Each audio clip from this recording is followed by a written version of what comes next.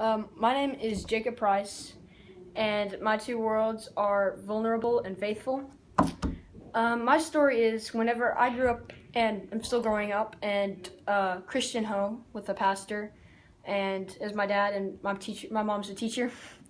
And so when I was 6, I think I sort of went through the motions, and I wanted to be saved.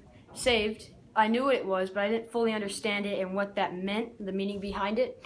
So I went through the motions till I was about 13, and then I got in a scuffle and had a 3-day leave of absence from school.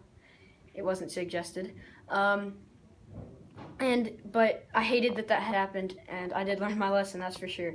But at the same time, I'm glad it happened because I went through almost a revival, I would say, that with God as I walked through and grew closer with Him because I had time to do that then. I mean, apart from the yard work. But, and so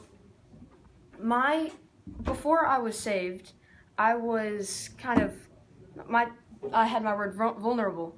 So I put that because I was bullied a lot, just because of my size and just the way I acted.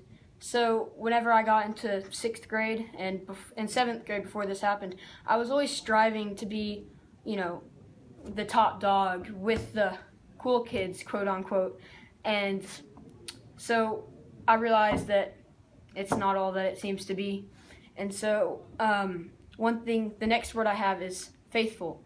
After I grew closer in the Lord and with my walk in the Lord,